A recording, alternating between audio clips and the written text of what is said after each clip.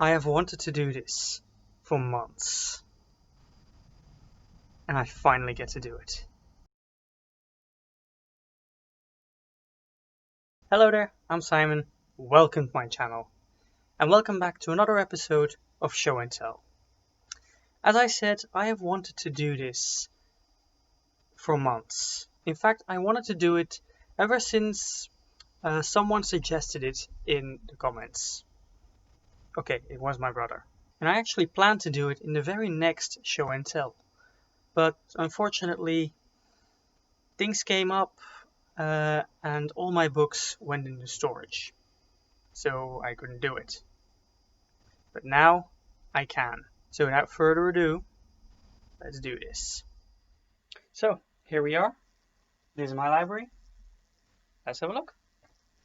So the first book you see here is a book by one Temple Grandin about autism, because autism is an important subject and an interesting one. So also I'm probably gonna do a video about it at some point. I already have, but I might do another one, so might as well have some good documentation. After that we have actually 1, 2, 3, 4, 5 dictionaries. I'm going to start with these. This is Verba. This is a dictionary for Latin. This actually dates back to my high school years when I studied classical languages, including Latin and Greek. And of course I kept it. You'll see later that I do have a good reason to keep it, relatively. This is my Catalogos, which is basically the same thing as Verba, except Greek. Yeah, I studied Latin and Greek, ancient Greek, so I had a dictionary for that as well, which I still have, obviously. The problem is that it's kind of missing the last couple of pages, so it's not even complete anymore, which is why I bought this. This is a new dictionary, a lot thicker as well, for ancient Greek. I also have these two dictionaries, Italian to Dutch and Dutch to Italian. I have mentioned before that I did a course of Italian. I plan to keep doing that in the coming year. That's why I have this. I have another dictionary, which I actually take to class. Hang on a second. I also have this little dictionary, which is a pocket, and which I take to class. After that, we get to the magic books. Because, as I mentioned before, I am a bit of a magician as well. And I actually have two books. First one you see is I giochi matematici di Fra Luca Pacioli, trucchi, enigmi e passatempi di fine Quattrocento. These are in Italian, as you can see, but these are actually tricks that date back to Fra Luca Pacioli. Long story short, the first book about magic tricks ever published was De Viribus Quantitatis by Luca Pacioli, and it was published, I believe, in 1508. Other than that, you see this. This is in Dutch, but it's Magic for Dummies. I'm not a dummy, as far as I know. Maybe I am. It's a good book with the basics. And then we're going into a lot of non-fiction. I have quite a lot of it, because I'm a fan of it. Most of this is actually historical. Literally just one book, this one, is by Stephen Hawking. A Briefer History of Time by Stephen Hawking. And other than that, almost all of this is history. This is about Europe and the Enlightenment. Then a book about the Duomo in Firenze, Florence. The Duomo of Brunelleschi. Another one, and I think I got this one in a sale of old books from the University Library. This is about how the Florentines lived during the time of the Medici. Quite a lot of these books are also documentation for either videos that I might make at some point, good chance I will, or for fiction that I plan to write at some point. Very good chance that I'm going to use this at some point. Because Florence during the time of the Medici was just a really interesting time. So the odds of me making a video about it or just writing some sort of short or long story about it are very good. And then we get to these two. The Murder of Charles the Good. Long story short, in about, it was 1127, I believe. The Count of Flanders was murdered in a church, which has since been destroyed, by the way, in Bruges. And this is a medieval source, a contemporary source, telling about that happening. I also have this. This is about the deeds of Louis the Fat. Louis the Fat was this is also a contemporary source, by the way. Louis the Fat was the king of France at the time when the murder happened. So it also touches on the murder. For an assignment for when I was still a history student, I was given this source, do something with it. So my plan was to compare what these two sources have to say about the murder. I just realized I'm gonna have to move a lot faster if I want to get through all of them. Good luck! This is Montagu. This is a classic in historiographical, that's the word now, literature. Because it talks about the effects that the Inquisition, and I'm not talking about the Spanish Inquisition, which nobody expects. I'm talking about the Inquisition against the Cathars. This is 13th century France. And this book talks about the effects that Inquisition had on one particular little village. So it was special because it was one of the first that didn't talk about the big heroic kings, but it talks about the little people. Ever since I heard about it, I wanted to read it. So here it is. Speaking of the Cathars, we went on a vacation to the Languedoc a while ago at this point, and I realized I don't actually know all that much about them, about the Cathars, so I bought this book to learn more about it. This is a book about the Burgundians. The Dukes of Burgundy were basically the big boss of these lands in the Middle Ages. I can't quite remember where I got it. That's also true for a lot of these books. This huge book is basically an epic history of the Greeks and Romans. It's the history of the ancient Greeks and the ancient Romans. Arguably the two most important, or at least the best known, of all the ancient cultures. Also, I've said before, I studied Greek and Latin. Big fan.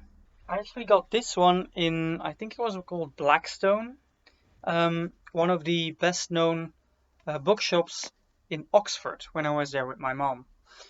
I bought it because Not because I'm a fan of Jack the Ripper, but because I had an idea at the time. I still do. I don't know why I say at the time. To write a fiction story about Jack the Ripper.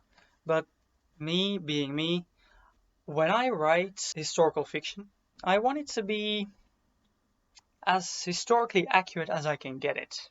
Yeah, you're gonna have to sacrifice history for the story, for the plot, but I try to do that as little as possible.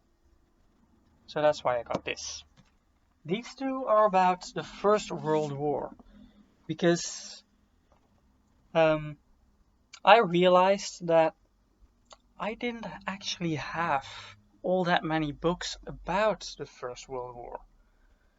And that was a problem at the time I bought this, because I actually wanted, for an assignment for my creative writing course, I actually wanted to write about the First World War.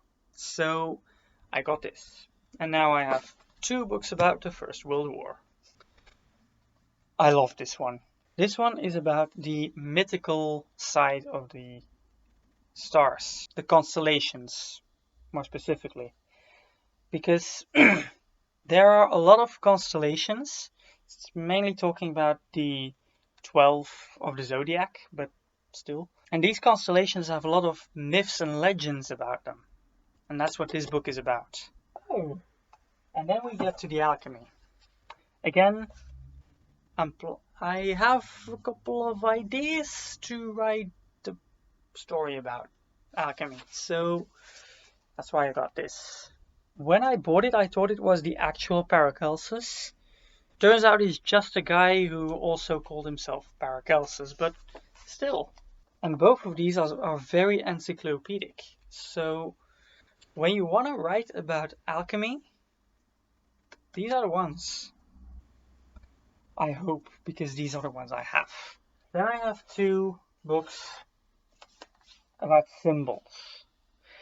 Also, you'll notice that a lot of these books are and will be in Dutch. That's because Dutch is my first language. I'm also a big fan of symbols. This fascination came about when I discovered Angels and Demons, Da Vinci Code, all that. These are about Leuven, Louvain, the city where I actually live.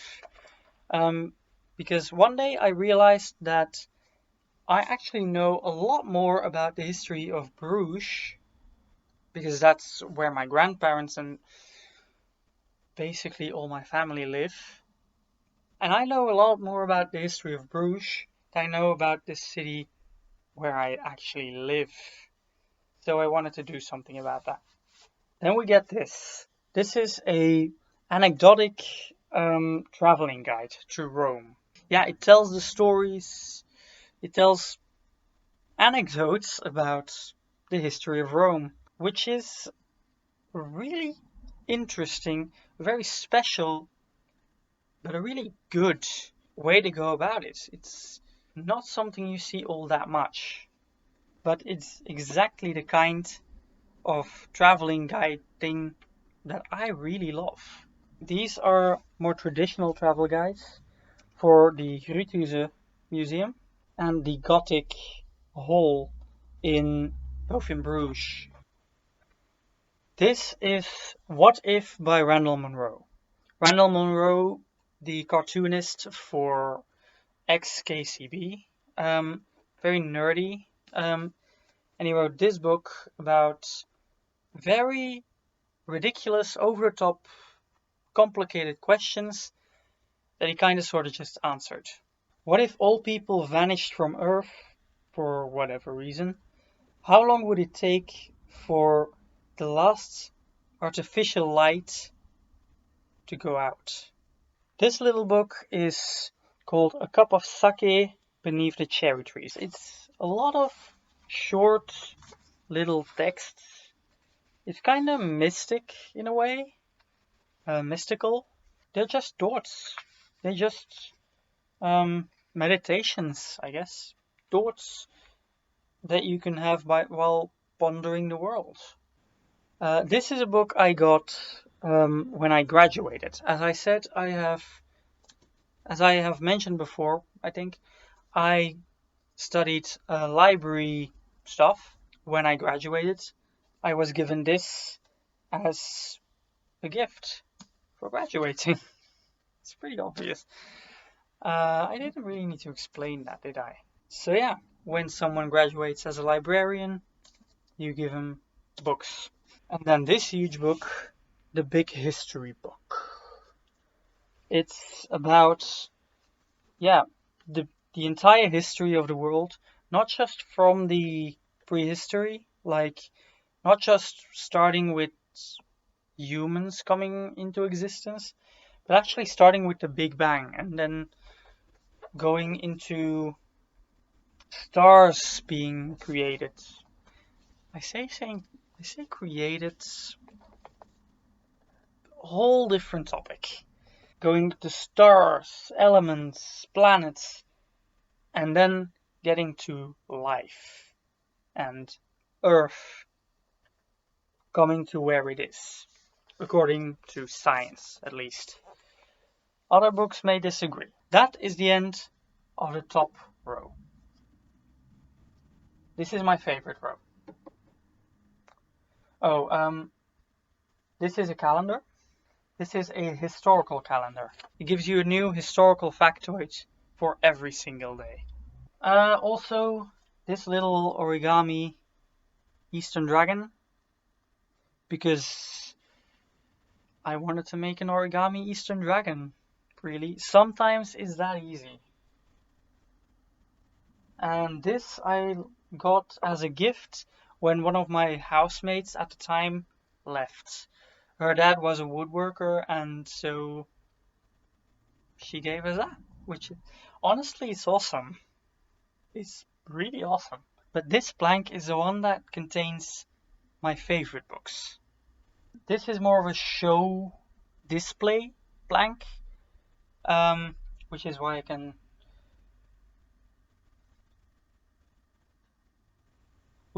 can put this thing here. These are all my favorite books. This one is Shogun. I've talked about before. Again, link somewhere. So I'm not gonna say all that much about this. Name of the Rose by Umberto Eco. This was my favorite book before I read Shogun.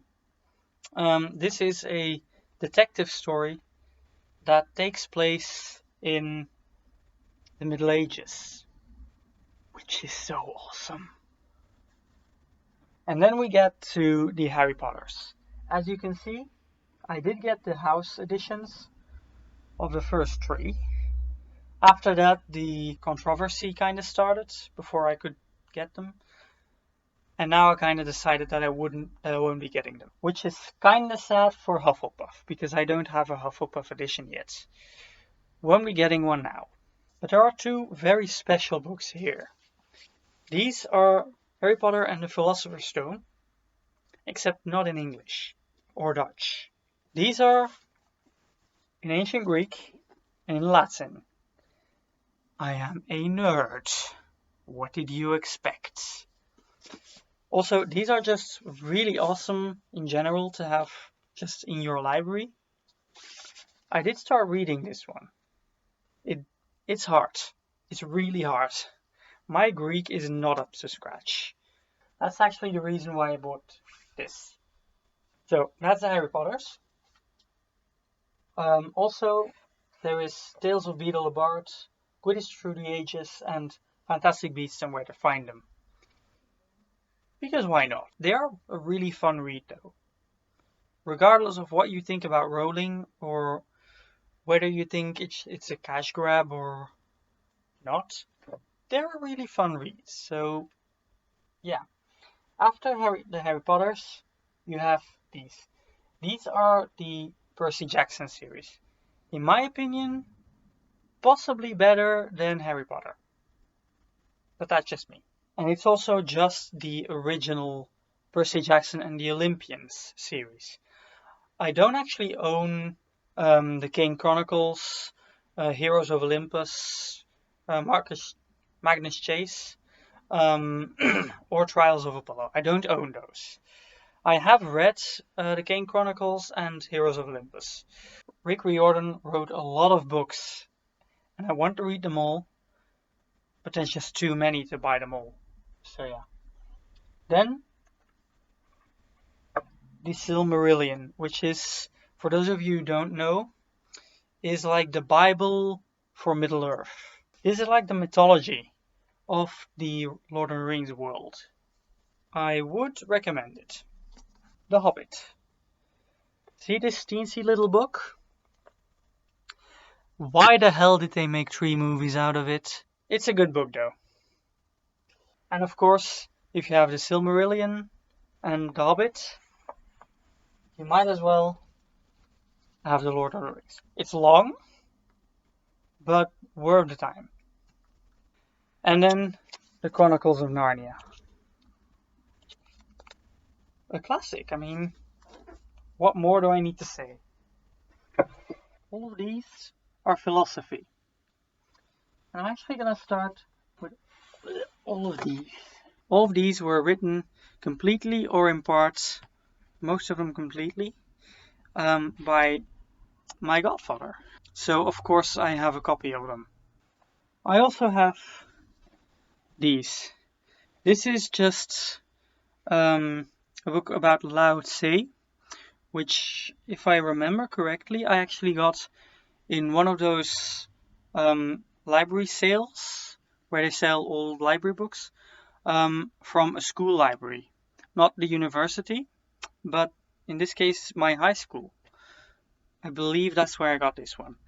This is a biography of Lao Tse, the inventor of Taoism, which I have talked about in my last video about Uncle Iroh and the Book of Tea. And then I have, related to that, the actual Tao Te Ching. I don't know if you can hear the ambulance. Basically, I live very close to a hospital. Sorry about that. Then we have a book by Jules Verne. Jules Verne, of course, one of the godfathers of science fiction. So obviously I need to read a book of Jules Verne. So Jules Verne is a French author. I do know French. So obviously I'm gonna buy a book in English. Obviously. This is Siddhartha. This is it's a historical novel about Siddhartha Gautama, who is the Buddha, the historical Buddha. Time for some Greek mythology. Because if you studied Greek and Latin, you need to have some books about Greek mythology in your library. Starting with the Theogony. The Theogony by Hesiod. This is like the myth of creation for Greek mythology. And these are just Greek myths. I think it's supposed to be all of them. Then we get the first of my classics. I kinda sorta almost collect classics. This one is The Great Gatsby by F. Scott Fitzgerald. And then, yes, this is the Bible. Again, I haven't read this, but I do want to read it, just to see, like, what's the fuss about? If and when I read it, I am gonna first do some research on the actual background of who wrote it, why they wrote it, as far as we know. Just to have some historical background for what do I need to keep in mind when I read this. I try to always do that for classics, and yeah, especially for this, I think that's really necessary. This is the Elder Edda. The Edda is kind of like the old legends about mythical heroes of the Vikings. I also have 2 books of the same series, Irish and Chinese fairy tales, because I like stories from all sorts of different cultures. And then we get to a whole bunch of classics. The rest of this is classics. So Dracula, probably one of the best books I've read. Not just story-wise, but also because of the way it's written. It's written as a collection of diaries and letters and even articles from newspapers, telegrams, all sorts of that stuff. So everything that every text that tells this story actually exists within the world of the story. More than that, it actually plays a part in the story. I'm not going to tell you why or how, but it does. And that's a level of meta storytelling that I don't see a lot. And I really loved it in this. Then we have The Hermetic Black by Marguerite Yourcenar, about a 16th century alchemist in Bruges. And the same book again in French, because it was originally written in French. Another book by Marguerite Yourcenar, Memoir d'Adrien, the memoirs of Hadrian. Hadrian, of course, being the Roman Emperor. Next up, Sherlock Holmes. I do believe this is all of them. Again, the complete works of Shakespeare. You know, that's the guy who wrote To Be or Not to Be, that is the question, whether it is noble in the mind to suffer the slings and arrows of outrageous fortune, etc., etc. I could do the whole bit. I'm not gonna. Not now. This is a book by Tolkien again, which is more, I believe this is a retelling of a Scandinavian myth. This, I believe, was a birthday present from my godfather. You know, the guy who wrote these. He's a big fan of Dante Alighieri, so he gifted me the Divina Commedia, which I have read. I'm glad I read it. I wasn't glad to actually read it. It's really hard. This is poetry. This is just these are just Adventures of Tom Bombadil. Tom Bombadil is a character that everyone who's read the Lord of the Rings, everyone who read it knows, everyone who has only seen the films has no clue who it is. But he's awesome. He's the awesomest character in the whole series. And that's saying something. Then we do have a book in French. I actually got this when we were in Paris with school. I needed a souvenir. So obviously I buy a book. And obviously I buy Les Trois Mousquetaires. This one, everyone who's seen my last video will know. The Book of Tea by Kakuzo Okakura. And now we're actually getting into a bunch of classic books that were not meant to be fiction. Like all these. There's Thomas More's Utopia. There's the Laustultitia by Desiderius Erasmus.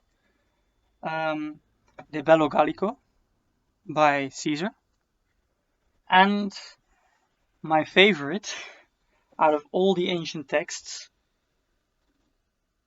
The Golden Ass, The Golden Donkey by Lucius Apuleius. It's about a teenager who turns into a donkey and has all sorts of adventures.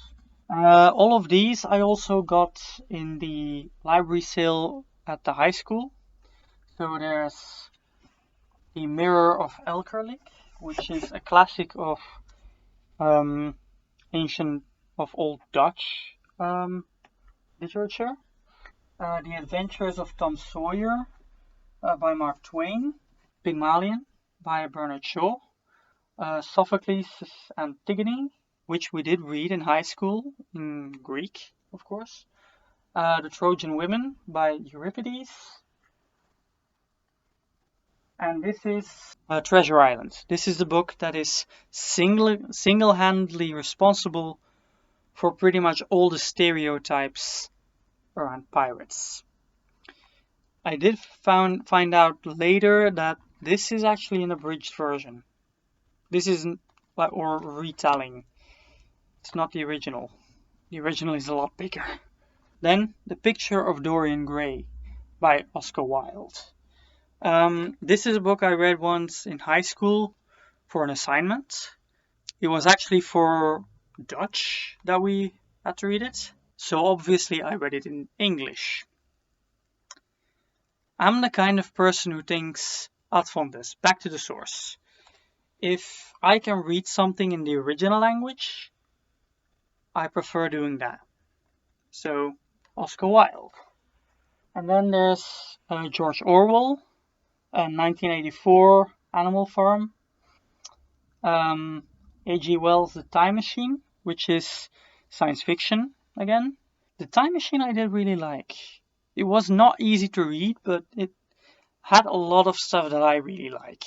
Like the time travel itself, the theory around it was really well thought out. The prediction for the future was not utopian or dreamy. It was still very kind of poetic, but it was really original actually. So I really like that. And then The House in the Woods by Marion Bradley. This is about Avalon. First we have Winnetou.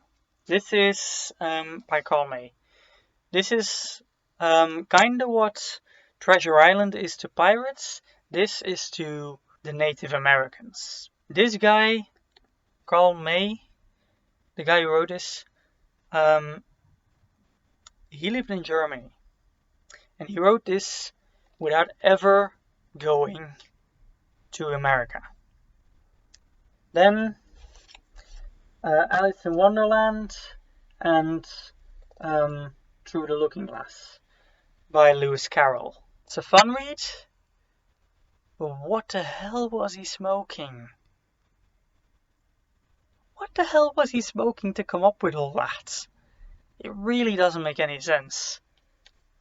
Oh, this is another classic. This is the Iliad and the Odyssey by Homer, if you prefer. This is The Chameleon, about Chevalier D'Eon, Charles D'Eon, who was a spy for France in the 1700s. Basically, we're not even sure what sex they were. We don't know if they were male or female. We just don't know. This is Custer's Gold. It's about General Custer, who was responsible for the loss at Wounded Knee, I think. I might be wrong there. Then these are two Brother Catfail books in one book. These are detectives. Brother Catfail was a series of medieval detectives. This one is actually a kid's book. This is The Magicians of Caprona. I read this as a child in Dutch, but then I was working in a library and I saw this, and it was supposed to be sold. No one actually loaned it, so they wanted to sell it, and I got to take it. I have been talking for over an hour. That's not good for your voice. Where were we? Here. These are again a lot of non-fiction. This is L'histoire du déclin et la chute de l'Empire romain, aka about the decay and fall of Rome by Edward Gibbon, which is a classic. It's a really important book. I actually referenced it in one of my earlier videos. It was actually in A History of Belgium Part 2. Then the Theatre of Aristophanes. Aristophanes is a comedian playwright, a comedy playwright from 5th century BCE Athens. He wrote, amongst others, The Clouds and The Birds, for example. This is a series about life in medieval Leuven. I actually bought this at the local archive. The Discovery of the Middle Ages, a concise history of Japan, about Japan, obviously. I am a history buff. I love history, if that wasn't obvious yet. And I also practice Jiu-Jitsu, which I have mentioned before. So that means I also love Japanese history. I didn't know all that much about it because I grew up in Belgium. So I read this to get a basis. Samurai William, about William Adams. Again, I've talked about this before. This is about the discovery of travels. This is the Arthurian Legends, which I actually got from my grandfather. This is a huge book about the emperors of Rome. All of them. All of them. This is an atlas of world history. So it has like maps of the empire of Alexander the Great, and it also just tells about the history of China in this case. And maps, as you can see. This is another Chronicle of Leuven, because I don't know all that much about the history of Leuven. This is an old text from when I used to study history. This is actually statistics, which is the least historical of all the books that I had. Not sure why I kept that. Probably just thought I needed it. This is the book we had for History of the British Isles. A World by Itself, yada yada. And this is kind of where the whole Da Vinci section starts. I've said before that I am a big fan of Leonardo da Vinci. So, obviously I have a bunch of books about him. Starting with the Vitae by Georgiovasari. What has this got to do with Da Vinci? Well, he has a biography in it as well. Georgiovasari was actually the first art historian. He lived in the 16th century, and he talked to a lot of people who actually knew the people in this book, and then he wrote these biographies. Then these couple of books are supposed to be written by Da Vinci. I assume by that these were taken from his notes. This is a book about learning to think like Leonardo. This is another one, actually. This is a biography. In high school, we had to do a big assignment talking about a specific topic. I may have kinda sorta controlled it so that we could talk about Da Vinci. This is supposedly all his notes. All of them.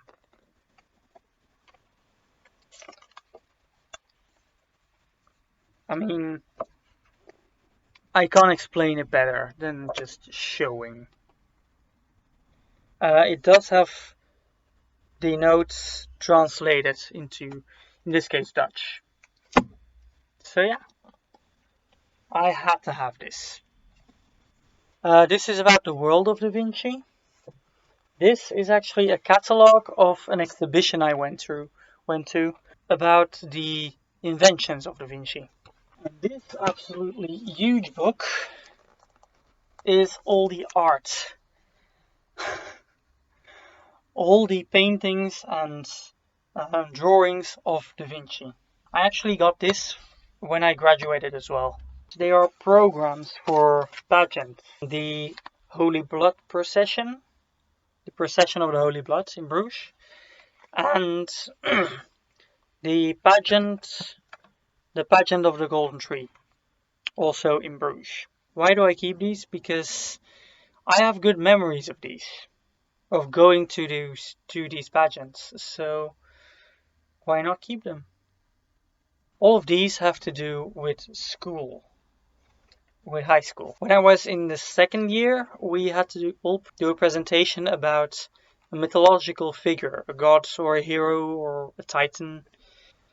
I had Achilles, a hero of the Iliad. So yeah, we also had to dress up as these heroes. Where is it? We had to dress up as these heroes. I may or may not cut this out of the video. Yeah, in 6th year, we actually went with school to Rome. And this is the little manual or guide that they made for that. So obviously I'm gonna keep that. I mean, it's one of the big memories of one of the most amazing trips I ever took in my life. It's also a guide, so I can reuse it. And this thing is actually my yearbook. As you can see, I graduated in 2014. These are all magazines. Historical magazines mainly. These are all magazines that I keep for documentation purposes, to maybe get inspired or use for information that I can then research more properly later on. Then we have a bunch of comics. I don't have that many comics, like actual comics. You could argue that all of these are comics, but these are the only real comics. You see, mainly Marvel, and like one Dark Horse. I'm not a big fan of DC, actually. Long story. The whole debate on its own. Mainly a fan of X-Men, by the way. X-Men and the Unbeatable Squirrel Girl. Actually, I think my favorite one has to be this one. This was written by Neil Gaiman, actually. And it takes place in around the time of the death of Elizabeth I. Just read it. Ironically, this was actually a recommendation I got through the Big Bang Theory. The show, not the actual theory. And this one is Avatar. Avatar: The Lost Adventures. This is a good read. It's funny. Just try to read it. These are a couple of standalone comics that I can't actually say all that much about. For example, this one is about, it says it's about the killing of Wild Billy Hickok, but it's really not. It's about this kid who has nothing to do with Wild Bill. It's a good story though. Then I have a bunch of comics about Lucky Luke. I don't know if you know him. He's this cowboy guy who was created by, what's his name, Maurice de Bevere, who was actually Belgian. And then I have a bunch of these. These are just two of them. I have a bunch of Asterix. You've probably heard about Asterix. I think my favorite album of all time of this series has to be this one, Asterix and the Olympic Games. This is the original, not the one based after the film. This is a very, very Belgian, Flemish series of comics. You may have seen it.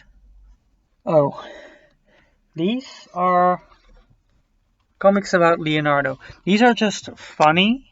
These are just humorous. But they're not supposed to be taken seriously. But they're based on Da Vinci. This guy is supposed to be Leonardo da Vinci. Is he? He's basically the image that people have of him now. If you look at it with too much historical knowledge, you're gonna cringe so much. So just don't. This is a graphic novel, actually, about Gavrilo Princip, who is the guy who killed the Archduke of Austro-Hungary, Franz Ferdinand, thus starting World War One. And I have to say that, yes, what he did started a war, a terrible war.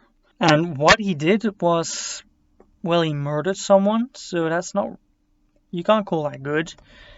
But reading this, I have to say I understand him better. Have you ever heard of Tintin? You know,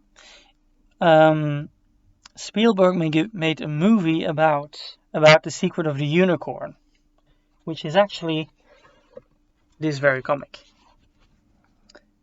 So yeah, I have a bunch of those. Almost.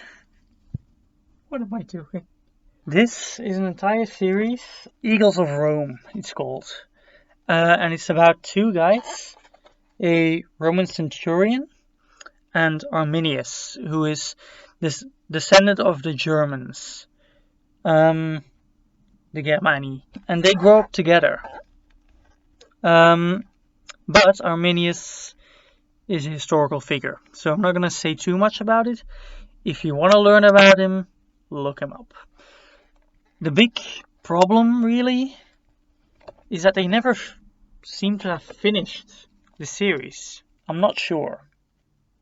I don't know how much you know about comics, but a famous one, especially when it comes to history, is Alex.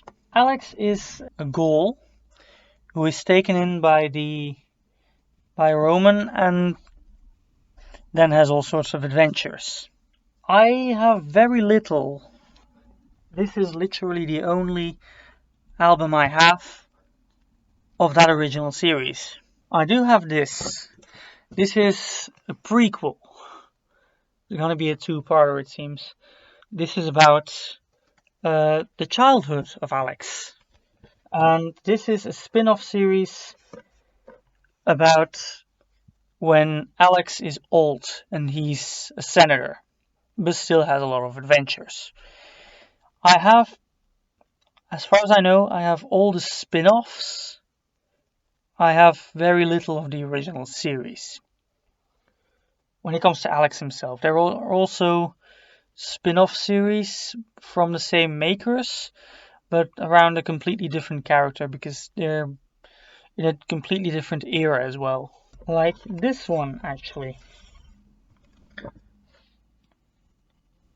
This is by the same makers, and it's educational about Bruges. This is actually an old series of Assassin's Creed comics. I haven't read any of the new comics.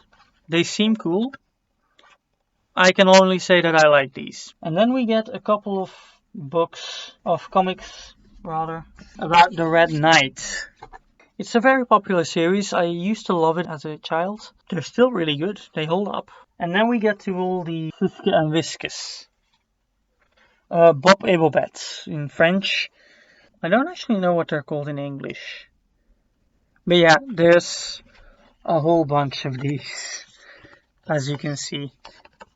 These are just a couple of them. Time to wrap this up. And that's it.